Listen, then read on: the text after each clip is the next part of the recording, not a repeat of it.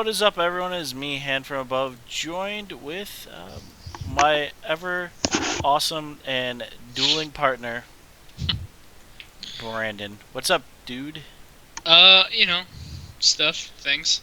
Well, I figure your The general. portrait for since we don't run cams during verses, your Yeah. portrait's kind of makes sense today because you are playing with a lot Yeah. with troll. Wall Troll is in my deck, which I'm very, very pleased with. I think this card's really good, and I guess the lack of graveyard strategies is what kind of kept it out of being really popular. Um, I don't know. There was like the Dredge deck, but even like in Last Standard, I thought it was good. Well, I mean, Whatever. when you can regenerate for one and it has trample and you can sack things to it. Yeah, you pitch cards and it gets bigger. Like, Yeah. it's just really good. Yep. This is synergy. So, for everyone that doesn't know and anyone that's watching on YouTube, this is Versus by State of the Gathering, also sponsored by CardHoarder.com. Go to CardHoarder.com and get every Magic Online need you need fulfilled. And also follow them at CardHoarder. Today was another reason why you should follow them. One ticket Minotaur. It was Mogus for one ticket. Oh yeah. So, They have some crazy sales. It's like the first 4 people to message me get this, like, 10 ticket card for $1. yeah. For one ticket. What? Yep. I don't understand. Yeah, they're pretty awesome. I mean, since we started that, I mean, they just started that back up like a month ago, and there's been stuff like Temple of Enlightenments for like 2 tickets. Like, I mean, we're talking stuff that has no right being that way when Born came out. Yeah, a lot of them are staples. Yeah. Like, really good. Yep. So, I mean, absolutely awesome. So, in Versus, we generally pick out 2 decks that have been inkling around or doing something, and Card Hoarder then we get our cards from Card Hoarder and battle it out. So it's brought to you by Card Hoarder, like I said, guys. So today we're turning cards sideways. Yeah. Basically, I'm also that's going to be putting them in my graveyard. you're going to be putting cards in your graveyard. I'm turning cards sideways. Except Planeswalkers don't turn sideways. But I have lots of Planeswalkers. I was going to say, that's my butt. I have lots of Planeswalkers. And I'll tell you what, I did get to test the deck I'm playing in 2 games, and one of them was against Naya Hexproof, and it made people upset. So it's good. If I can, kind of get through the early like 3 rounds, I'm good to go. Or yeah. Fair enough. So we'll see what happens. Deck techs. So we'll start out with mine. Per normal. We're going right up top. 4 copies of Mortars is in the deck, sir. Then this is a surprise. This one actually took me by shock. Manaweth Sliver. Yeah. And then I started thinking about it. It's actually a brilliant pick. For Naya, you want to straighten things out, but you're running so many shock lands, and we'll get into the land base here in a second, that you don't always want a green. And in this deck, you're going to notice you don't want green because there's a lot of double white, double, red. So you need something that can produce multiple colors. And Sylvan Caryatid, while great, and you'll see that I run 4 of them here in a second, Menelef also does that. So when it comes out, Sylvan Caryatids. It's extra Caryatids basically. Yeah, I saw someone say that you can turn your Mutavaults into Shimmering Grotto. It's not very good. You don't want to be doing that. No. But I mean, so then I got 2 Scavenging Oozes because there's people that like to put things in graveyards, or I kill creatures and I happen to have to eat them. 4 copies of Sylvan Caryatid, 4 copies of Voice of Resurgence because Voice needs to find a home, and Naya always seems to be that place. So it doesn't need to find a home. It's a great card. Somewhat mediocre card. We have 3 copies of Tristani Selesnia's Voice, another card that's not seen much play at all. Yeah, that's like one of the only reasons to play Voice Resurgence right now. Yep. So that you can make more tokens. It's pretty sweet. Make more tokens, or just gain straight up life off of us off big butt creatures. Yeah, it's good too. Just think about if you have Tristani out on turn 4 and then Elizabeth like turn 5 if you're lucky. And then you're just gaining 3 life every turn after that. Yeah, I mean that's not even that crazy. What you It want, stabilizes.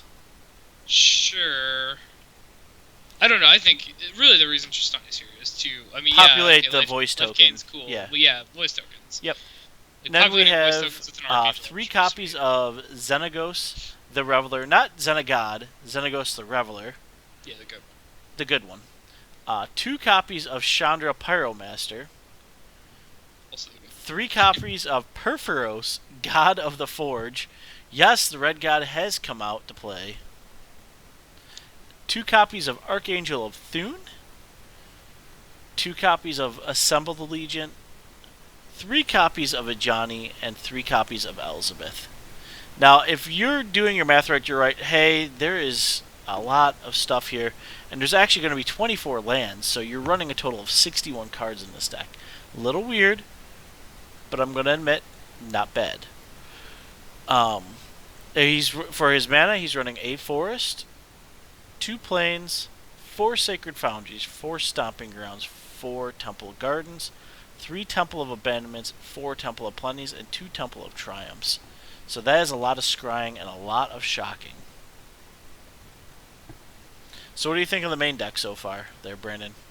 It's got 61 cards. He needs to get rid of one. Fact. Also, I don't know. Like, it seems really cool. I think Brad Nelson played this deck Yeah. in a versus video, and the deck seemed like it could do a lot of sweet stuff. It was mainly a Mizium Mortars deck, so, 4 copies main board is pretty sweet. Yeah. Yeah, I just don't see the point in 61 cards. You could probably drop one of your Tristanis. Oh, probably. I like I say, this is really my first time really tinkering with it.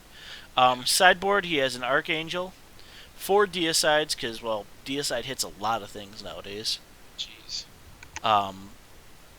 Yeah, it's going to be issues for you, because Constellation. Did you just, pick a deck that's gonna beat mine? No. 3 Anger of the Gods, another Scooz, 3 Mistcutter Hydras, and 3 Selesnya Charms. Yeah. It's going to be good! It's probably gonna beat me real bad. No, I just straight up went and I said, alright, who did the state finals and who did well? This took number 1 in Texas, and yours took number 1 in, I forget where. Somewhere not Texas, I'm gonna guess. Yeah, not Texas. And not wherever CBM played. Like West Oh no, it Virginia, took 5th West- place, sorry. It took 5th place in Georgia. Oh, okay. Which one? This one? Yeah. Yeah, okay, I didn't think this one would won, but... No, but that's still a good deck. Alright, let's go into yours. Yeah. Alright, well, as per usual, I like the black and the green, so we're gonna play another black-green deck. This one is more graveyard-oriented. It's kind of also like a Nykthos deck here, so it's mostly just a mono-green devotion deck. It's got the 2 Nykthos in here. You're gonna be naming green. Like, there's only 5 devotion for black in the main board, so... not gonna be going with that. Also playing 2 copies of Naya, so... Definitely just looking to make lots of the greens. 4 Mystics can help with a lot of mana, and same with, the 2 Caryatids here. You know just want to go 4 Caryatids, are just good. You know what's great about this deck, though? I'm not going to lie that you're playing. If someone wants to get into it and be rather competitive, this can do it for not too much money. Yeah, it's pretty cheap. Like, you don't Yeah. even need this mana confluence. That could be a swamp.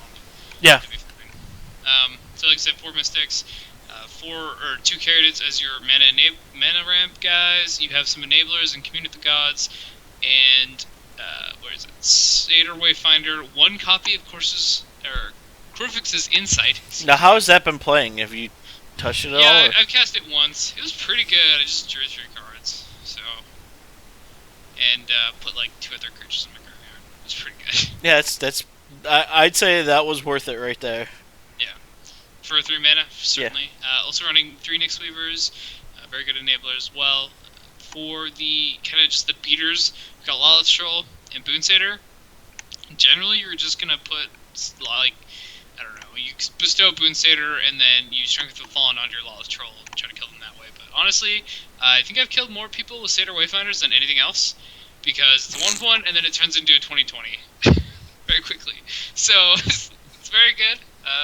It's pretty powerful, especially How if you have like two can we strength with go on into it. how that turns into a 2020 very quick? Yeah, I mean, like you're putting creatures in your graveyard the whole time, and then you play a second strength of the fall, and you get 3 triggers. And if each one's for 7, your 22/22 is killing. That's ridiculous. It's pretty sweet. So what do you got in the I sideboard, like or it. what's your mana look like? Well, I mean, mana's fine, whatever. We also have 4 Idolana Blossoms as the kind of engine for card drawing here, and some coursers as well. The mana, I don't like the Immutavaults. I think maybe it should be like 2, but we get running through right now 8 forests, and then just 4 of these green black dual lands, as well as the Singleton Mana Confluence, which that's not the mana the Singleton Mana Confluence, and 2 Nykthos. It's been fine. Like, I haven't had too many mana problems. There's 8 forests, and pretty much everything is a forest, or 8 forests, Sure. everything's like green, so it's not been a big deal. Sometimes you feel a little short on black mana, but it's not too bad. I think I counted before, I'll just do it now, 8, 9, there's 11 black sources in the deck for 5 cards main board. It's pretty okay, and I don't mind that. Okay. So the mana's decent enough. In the sideboard here, he's got another Mutavault. I'm assuming this is for the control matchups. I boarded in once, and I was okay with it. I don't think it's necessary. 22 lands is enough with this deck. I don't see the need for the 23rd. Also, it's a Mutavault. Tirana doesn't actually get any better once you add it, so I don't know. This isn't the best Mutavault deck I've ever played, that's for sure.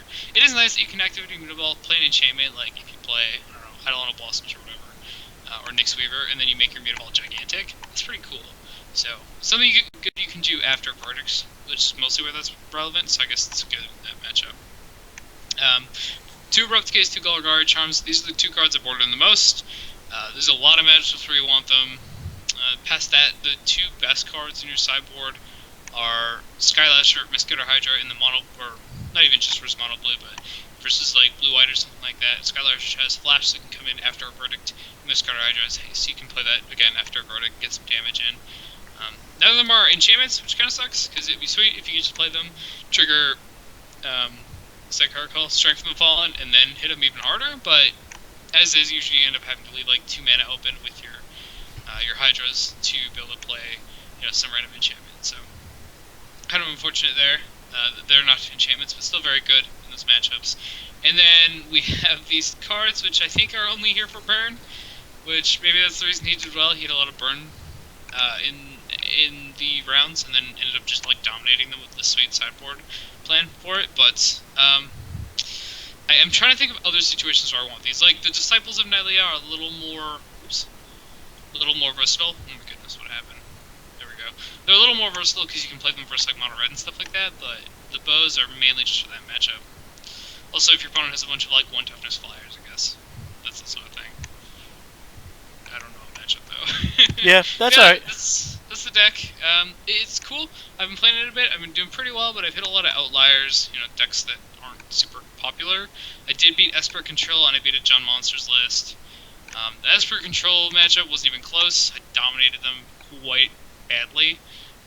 It wasn't even just because of good draws. I think this deck's actually a really good matchup versus it. The John list, I had to get a little lucky, but I did get there. So Nice. So why don't we get into how this works? So basically, we're going to start out playing a best of 3 and sideboard right away, and then whoever wins, we're going to go back into another best of 3. And playing get 2 best of 3s. 2 best of 3s, and then if it comes down to it, a third best of 3 if we're tied.